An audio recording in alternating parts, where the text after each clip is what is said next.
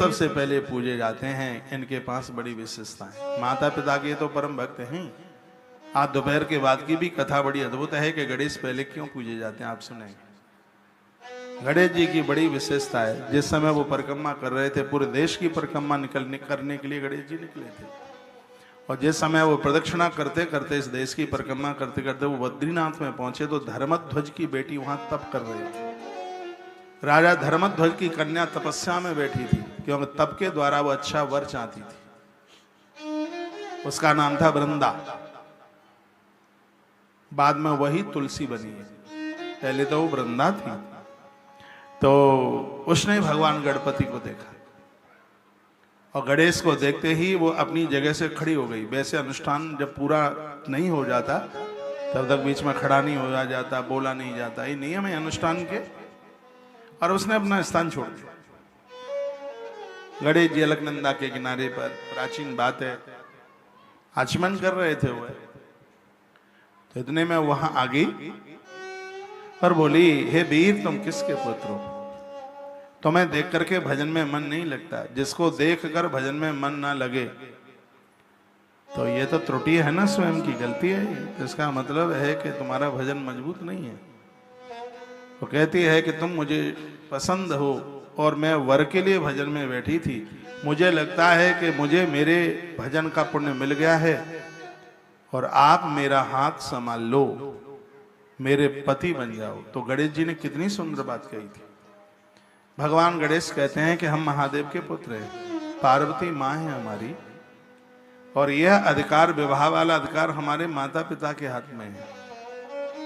यह अधिकार हम अपने पास में नहीं लेते।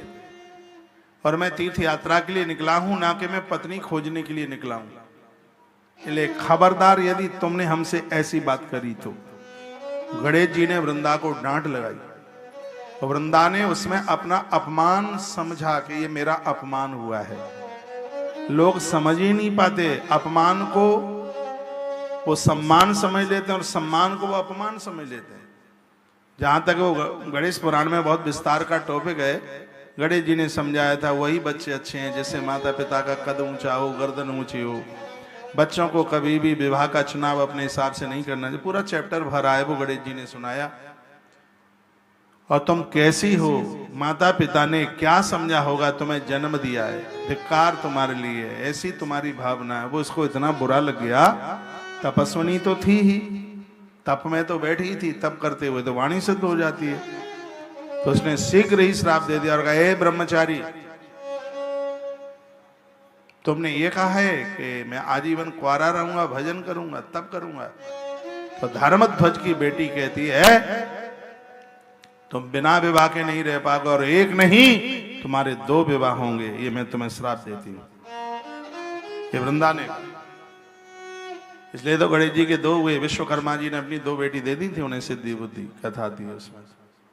कहीं सिद्धि को रिद्धि भी, बुद्धि को रिद्धि भी कहते हैं। तो भगवान गणेश ने कहा कि चल, तूने अपने मन की कर ली। हम लोग तो विवाह करने के बाद भी संयमित रहेंगे, देव पुत्र हैं, याद रखिएगा तू।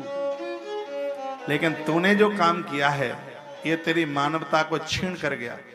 तो देव प्राप्त करने के लिए, देव तुझे दुल्हा वर के रूप में मिले, तो ये शंकर का पुत्र तुझे भी श्राप देता है, तुझे पति के रूप में राक्षस मिलेगा, निशाचर मिलेगा, मेरा श्राप है।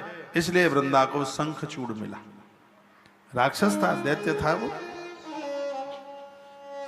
बहुत रोने लगी, बहुत ही ज्यादा उसने उद्गन किया, यहां तक कि चरण पकड़ लिए। गणेश जी को दया आई और कहा कि इस शरीर को छोड़कर तू तुलसी का वृक्ष बनेगी। भगवान गजानंद ने कहा, तुलसी के वृक्ष के रूप में तेरा जन्म होगा। किसी कारणवश भगवान नारायण पत्थर की शिला सालग्राम बनेंगे और तू भगवान को समर्पित होगी, नारायण को तू समर्पित होगी। देव तुझे स्वीकार करेंगे, लेकिन मैं तुझे कभी स्वीकार नहीं करूंगा। जिसने तुझे मेरे ऊपर चढ़ा दिया, उसके यहाँ घोर गरीबी चल के आ जाएगी, तंगी आ जाएगी, उसका धन नष्ट हो जाएगा, समाप्त हो जाएगा। ऐसा भगवान गणेश ने श्राप दिया। और कहा इतना ही नहीं, सूर्य साक्षी है, इस समय सूर्य साक्षी है, रविवार का दिन है, मेरा श्राप ये भी है तेरे लिए यदि जिसने रविवार को तुझे तोड़कर नारायण के ऊपर चढ़ाया, रविवार को तुझे तोड़ा, तेरी पत्तियों को तोड़ा, रविवार के दिन वैष्णव लोग भी तुझे तोड़ेंगे नहीं। इसलिए रविवार के दिन तुलसी नहीं तोड़ी जाती। नीचे पड़ी हुई है वो भगवान के ऊपर चढ़ा देते हैं या पहले से व्यवस्था कर लेते हैं। एकादशी के दिन भी तुलसी नहीं तोड़ी जाती, 11 के दिन वो व्रत करती है तुलसी। उस दिन आप बंधन कर सकते हैं, पूजन कर सकते हैं, लेकिन तुलसी पत्र तोड़ नहीं सकते। गणेश जी के ऊपर तो तुलसी चढ़ती ही नहीं, गणेश के ऊपर।